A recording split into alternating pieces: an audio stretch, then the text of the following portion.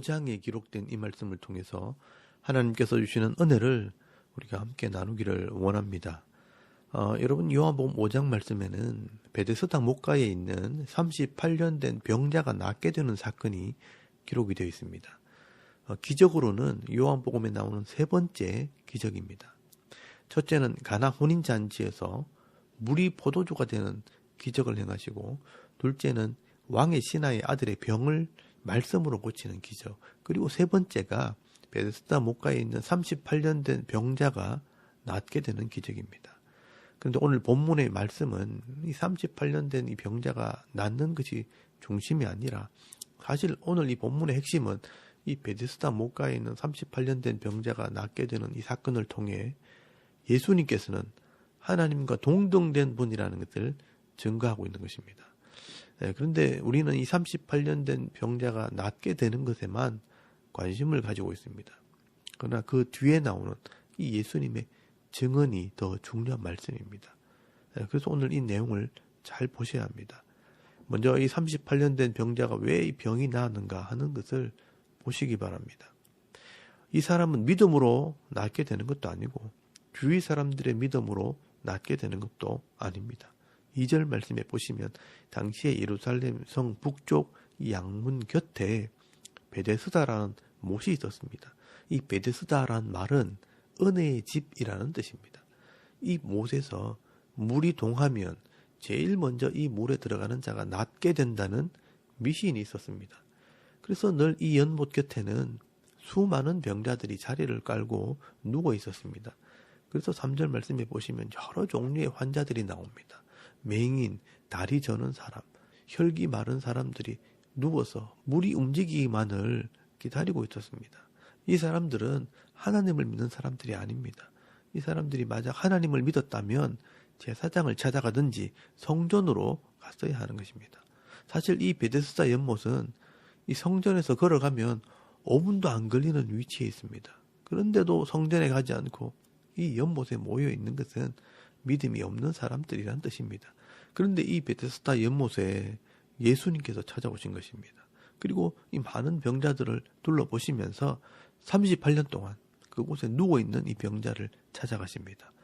여러분, 이 38년 동안 이 베데스다 목가에 누워 있었다면 부인도 자식도 다 버리고요, 아무도 돌봐줄 사람이 없는 그런 사람이었을 겁니다.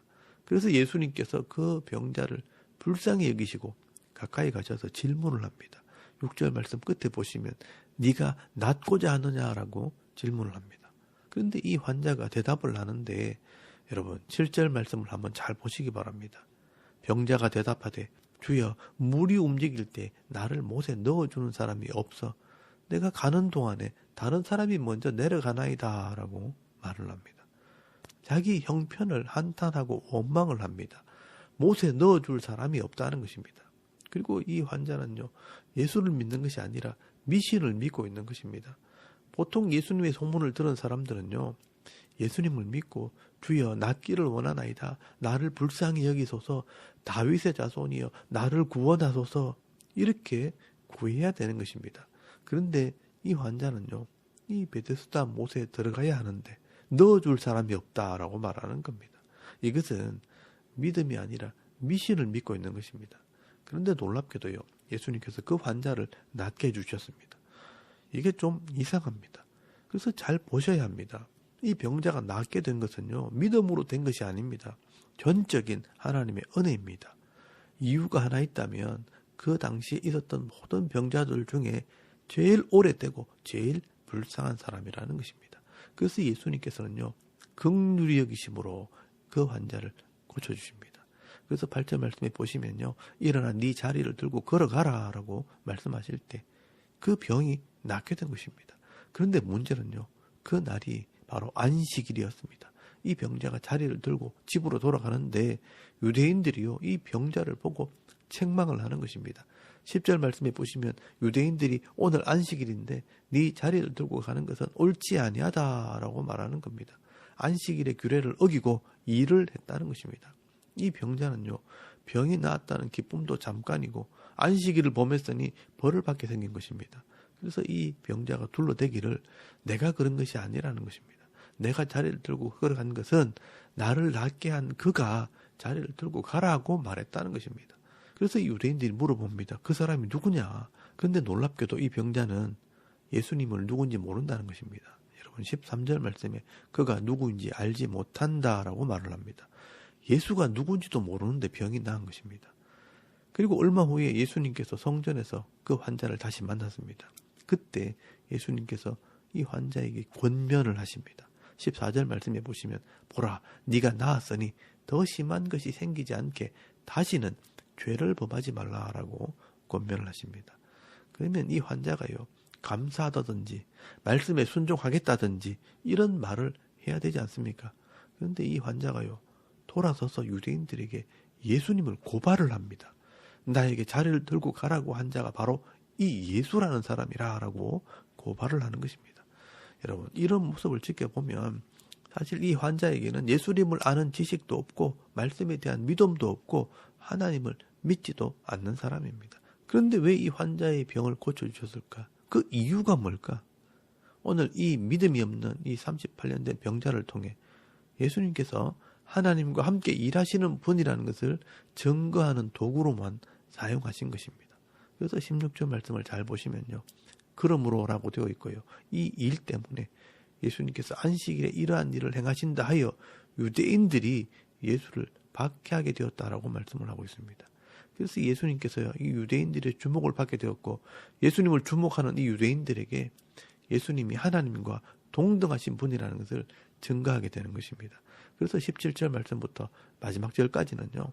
예수님의 이 신적인 권위를 증거하는 변론이 나오게 되는 것입니다. 이 말씀이 사실 오늘 이 말씀의 본론입니다. 그래서 17절 말씀부터가 사실은 오늘 요한이 하고 싶었던 말을 기록한 것입니다. 이 예수님은 하나님의 아들이면서 하나님과 동등된 분이라는 겁니다. 여러분 17절 말씀에 보시면 예수께서 그들에게 이르시되 내 아버지께서 이제까지 일하시니 나도 일한다라고 말씀하십니다. 이 말이 문제가 됩니다. 예수님께서는요 하나님을 아버지라고 불렀다는 것입니다. 여러분 이 유대인의 문화 속에서 하나님을 아버지라고 표현했다는 것은 하나님과 같다라는 뜻입니다. 아들이 아버지의 유업을 이어받기 때문에 아버지라는 표현은요 같은 일을 한다, 동등하다라는 의미가 있는 것입니다. 아버지께서 안식일에 속죄하고 일하시는 것처럼 나도 이 생명을 살리는 일을 하는 것이다 라고 말씀하신 것입니다. 그런데 문제는요 하나님을 아버지라고 말했기 때문에 예수님이 하나님의 아들이라 하나님과 동등된 분이라고 말했다는 것입니다. 그래서 이 유대인들이 발끈하게 됩니다. 여러분 18절 말씀에 보시면요 이 유대인들이 이로 말미암아 더욱 예수를 죽이고자 하니 이는 안식일을 범할 뿐 아니라 하나님을 자기의 친아버지라 하여 자기를 하나님과 동등으로 삼으심이 이르라라고 말씀을 합니다. 사람이 어떻게 하나님과 같다고 말할 수 있나? 이건 하나님을 모독한 것이다. 신성 모독에 해당한다는 것입니다. 그래서 이때부터 예수님께서는요. 예수님이 하나님과 동등하다는 것을 증거하기 시작합니다. 예수님께서 이 문제를 만들어 놓고 이제 문제의 답을 주시는 겁니다. 그래서 19절 말씀부터요. 또 그러므로라고 연결되어 있는 것을 보면 이제부터 예수님께서 왜 내가 하나님과 동등한지 증명을 하겠다는 것입니다. 여러분 19절 말씀해 보시면 내가 하는 일을 보면 이 기적을 행하는 것을 보면 하나님과 함께 있다는 것을 알게 된다라고 말씀을 합니다. 여러분 19절 말씀에 그러므로 예수께서 그들에게 이르시되 내가 진실로 진실로 너희에게 이르노니 아들이 아버지께서 하시는 일을 보지 않고는 아무것도 스스로 할 수 없나니 아버지께서 행하시는 그것을 아들도 그와 같이 행하느니라 라고 말씀을 합니다.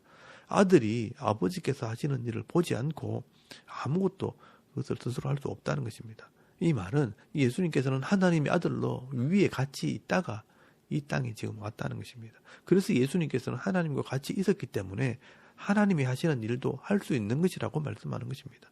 사람이 할 수 없는 이런 기적을 행하는 것을 보면 내가 하나님과 같다는 것을 너희들이 알아라는 것입니다. 그 하나님의 일이 뭐냐? 21절 말씀에 죽은 자를 살리는 것이라고 말씀을 합니다. 아버지께서 죽은 자를 이렇게 살리시면 같이 아들도 자기가 원하는 자를 살리느니라 라고 말씀을 합니다. 다른 말로 하면 하나님께서 생명의 주인 되시는 것처럼 예수님도 생명의 주가 된다라고 말씀하는 것입니다.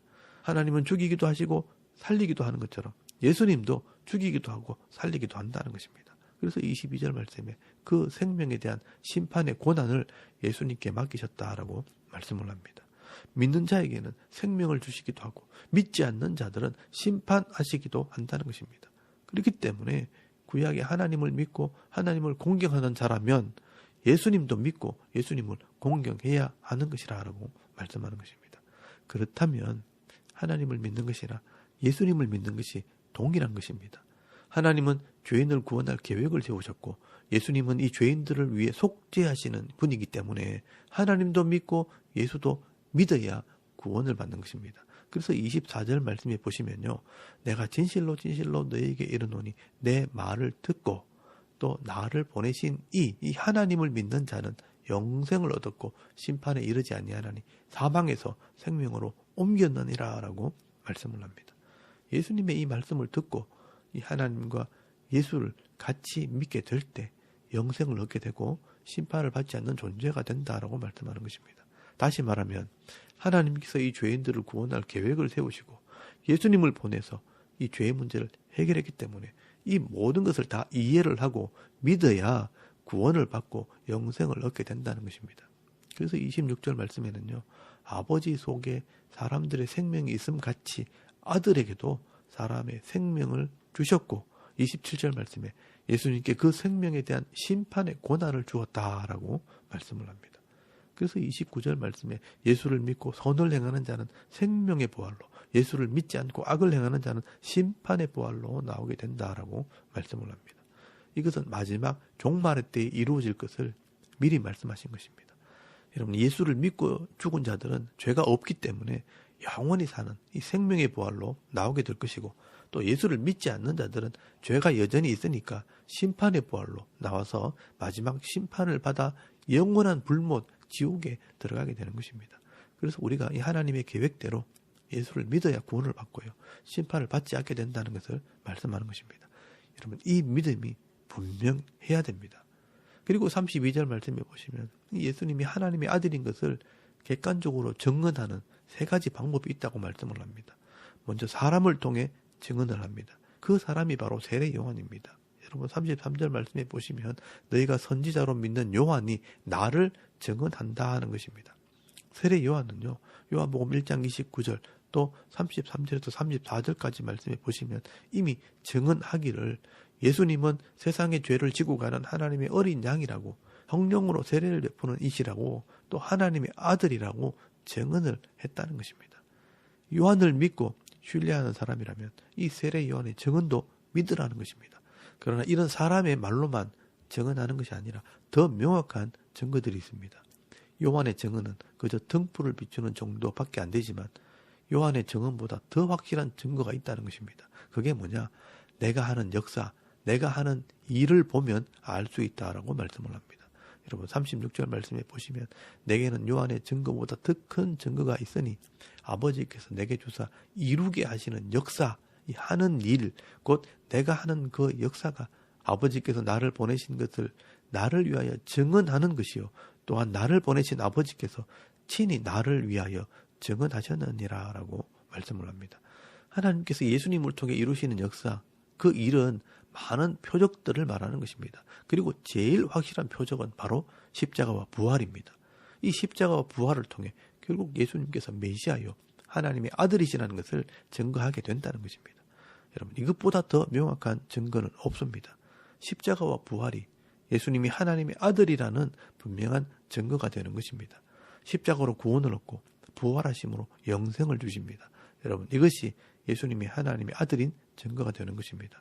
그리고 세 번째로 더 확실한 증거가 또 있는데 그게 뭐냐?